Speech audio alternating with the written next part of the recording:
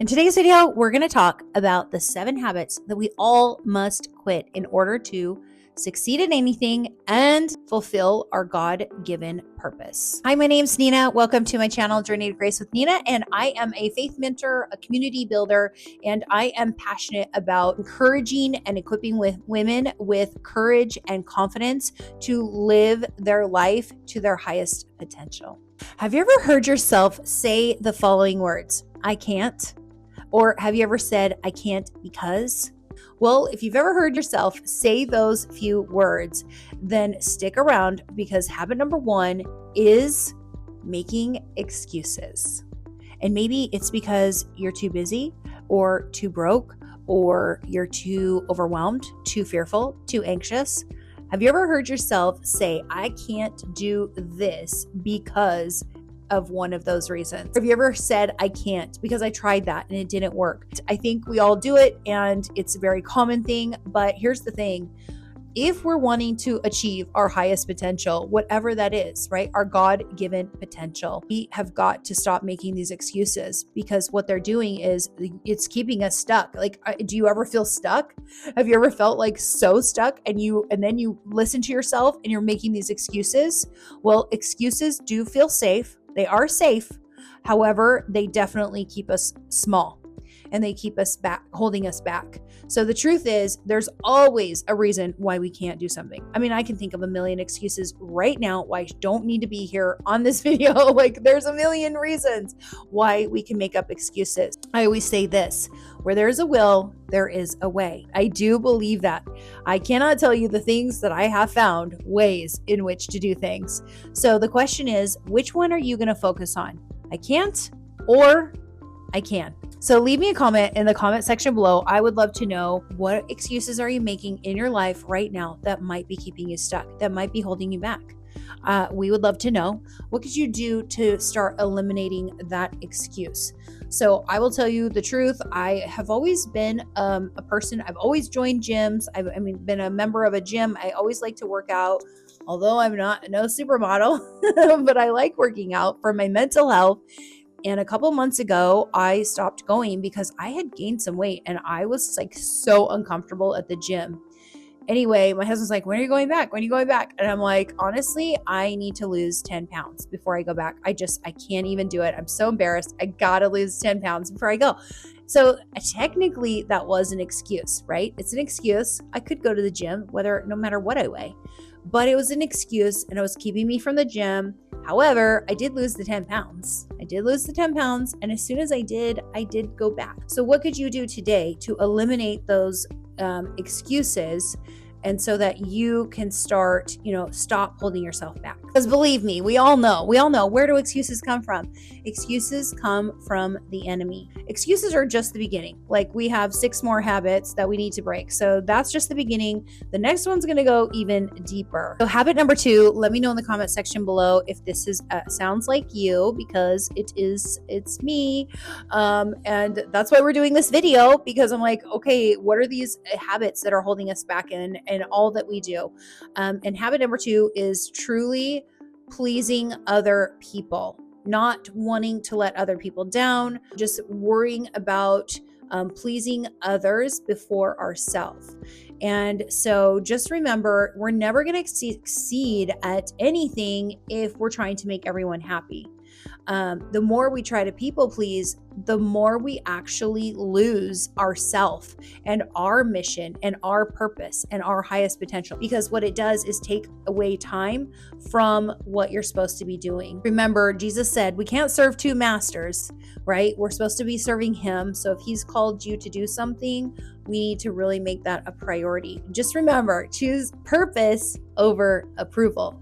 I'm going to put this on my refrigerator. I promise you. A couple months ago, I started a prayer group, and it was just with about 6 or 7 other women.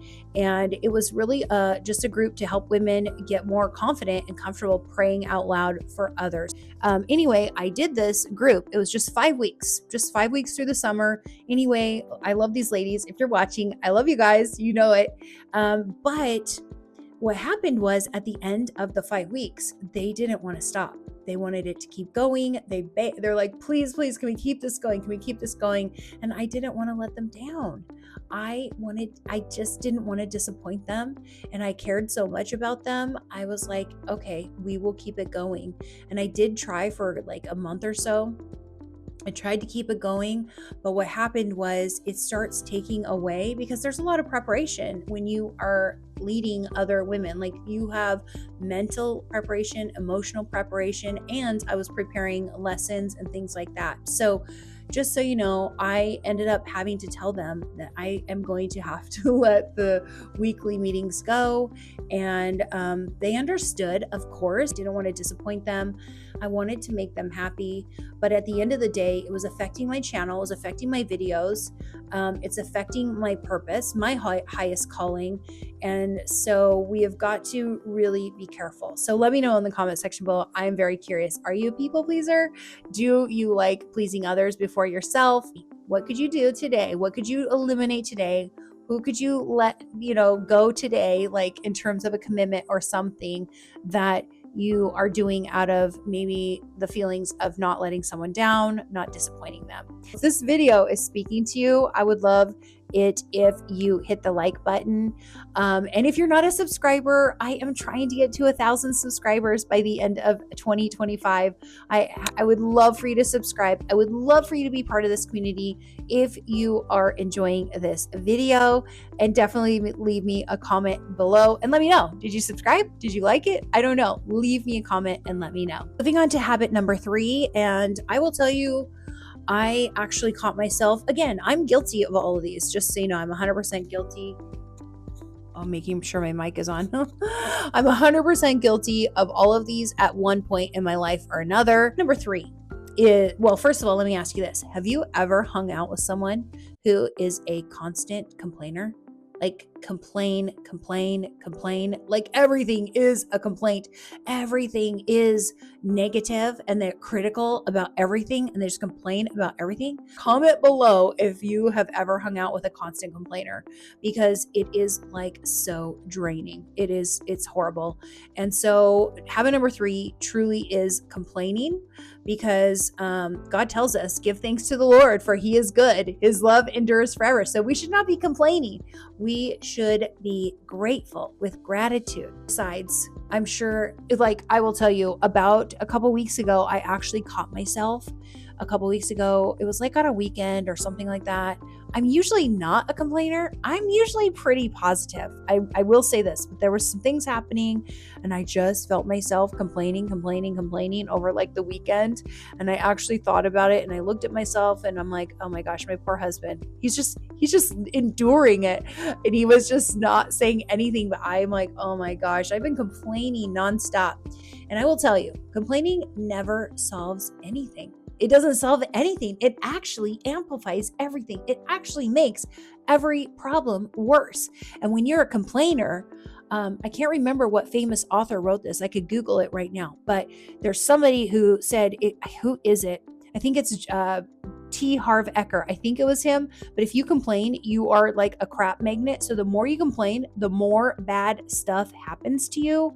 And I truly believe that, because the person I'm talking about that was a constant complainer in my life that I cannot handle anymore, they just had so much stuff, bad stuff happening to them day in and day out. I'm like, oh my gosh, how do you live your life? I feel so bad for you. But it's because they complained over and over again. And I honestly think, that is the enemy. The enemy wants us to look at the negative, not the positive. He doesn't want us to think about all the blessings that we have from God. Gratitude is actually attracts more opportunities and blessings. If we're grateful to God, I believe he's probably going to bless us with more. But if we complain and we don't appreciate anything that he's doing for us, I highly doubt if he's going to give us any more blessing. I just doubt it. Let me know in the comment section below if you struggle with complaining. And just remember Psalm 118:29, give thanks to the Lord, for he is good. His love endures forever. Okay, but let's say that complaining is not your biggest battle. Let's say maybe you're not a complainer. Let's say it's something else. Maybe it's the next habit. Here's my question before I hit habit number 4. Have you ever wanted to do something significant, something important, something bold, something courageous, and you don't do it because you sit there and you what? Habit number 4, you second guess yourself. Tell me if you've never done this. I would love to know in the comments below. Let me know if you have ever second guessed yourself, or maybe you don't. I don't really know. But the enemy loves making us doubt ourselves.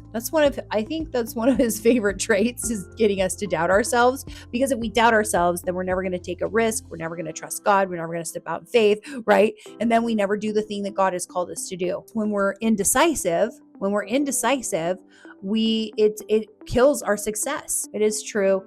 Indecisiveness keeps us stuck. It keeps us held back, keeps us, second guessing, all of that. And it really means we're never going to see the results that God wants us to get.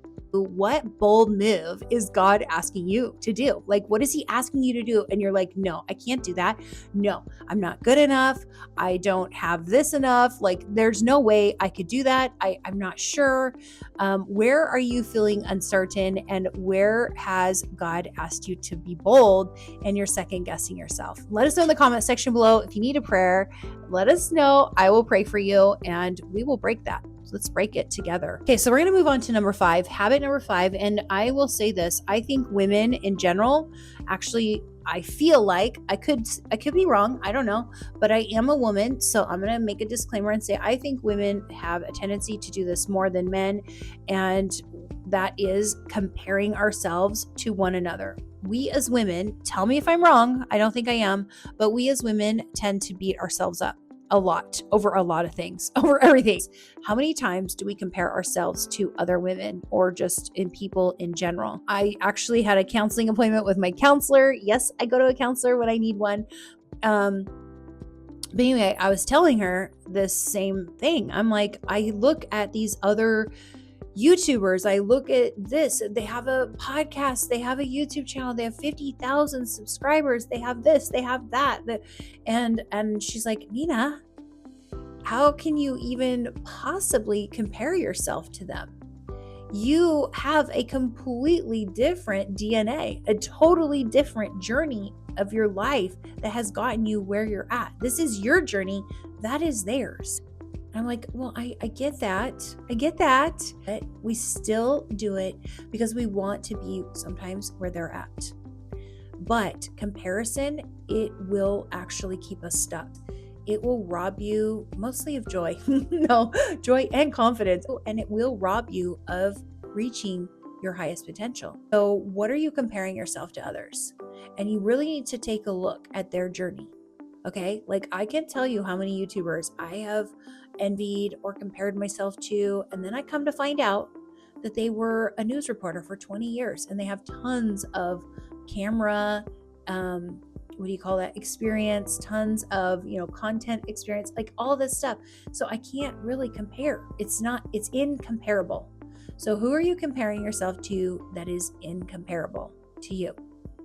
And what is your journey? Let's make your journey, right? So you can reach your highest potential. Even if you stop comparing yourself to others, there is another trap that may be keeping us small and killing our progress. And that is habit number 6. So habit number 6 is probably one of, I think, the most obvious ones. I think people have heard this a lot. And I've coached women for like over 10 years. And I will say one of the number one things you always end up having to tell people, always, because you'll ask them, you'll get on a coaching call, and they'll say, oh, I want to do this. And I'm like, and you're like, okay, yeah, you just do this, this, and that. Oh, well, I can't do that. Why not? Oh, no, I can't do that. No, that's outside my comfort zone. And you're like, right. So growth will never happen if you stay in our comfort zone. Habit number 6 is playing safe. I mean, what does the enemy want us to do? He wants us to live in fear, right? That's what he does. Doubt, fear, excuses, distractions, all of that. He wants us to live in all of that. So we play life safe. because he doesn't want us to reach our highest potential, our calling from God. We would be glorifying God, and he doesn't want that. I'm sure you've heard it, you've read it. Any successful person has read a book, that's written a book. They will all tell you it's one of their 10 steps is getting outside your comfort zone. So I'm sorry to repeat it. I'm sorry. If you have a hard time getting outside that comfort zone, get help. Get someone who can help you. Get a friend, an accountability partner, whatever it takes to help you get outside that comfort zone. And honestly, if you're scared to get outside that comfort zone, I have created a community down below in the description box. It's called Journey to Grace. It is a community for you guys, for women who want the courage and confidence to live to their highest potential, who want to live their truth, have a voice, be accountable, have friendships, all of that. So you can join in the description box below. I get it. The comfort zone is cozy. I mean, you think of slippers and a cozy fire and a cozy blanket, and you're in the comfort zone, okay? But we got to rip the blanket off, take the slippers off, throw water on the fire, and get outside the comfort zone. God, he wants to challenge us, right? He calls us to do things in this life that will grow his kingdom and will grow us. Okay, last but not least, habit number 7, waiting for the perfect time. No, there is no perfect time. You want to start a business, you want to find a partner, you want to have a baby, you want to have that difficult conversation. I just don't know if there's ever a perfect time for any of this. It is stalling you from living that highest potential. It is stalling you from fulfilling God's plan for your life. We've got to take imperfect action. We have to be willing to make mistakes. I mean, trust me, there are some videos that I have made. They never make it on the channel, or I've made some ones that didn't do well or whatever, but I had to take imperfect action. It's starting today. Start today. There's no perfect time. Okay. So get rid of that excuse. Anyway, I hope this encouraged you today. I hope you like this video. Become part of my community down below. Would love to see you in there. Subscribe to my channel if you want to hear this kind of stuff every week and you want to be part of the community. I just would love to have you be that. And you guys, you can always email me. I do get emails from people at hello@journeytograce.com. That's my email. It comes directly to me. You can email me. I would love to read one of your emails on my channel. I would tell me what you think of the videos. Tell me your ideas. Do you have video ideas? Have you had a breakthrough? I can read some of the emails that I get, and I do love it. I love hearing from you guys. I love getting the emails. It's so encouraging because every time I want to give up or quit or whatever, or get discouraged, it's so crazy. God will send me an email from one of you guys. I want you to know I am here cheering you on as you live boldly in your God-given purpose. Stay strong, stay true, and I will see you in my next video. Have a great day.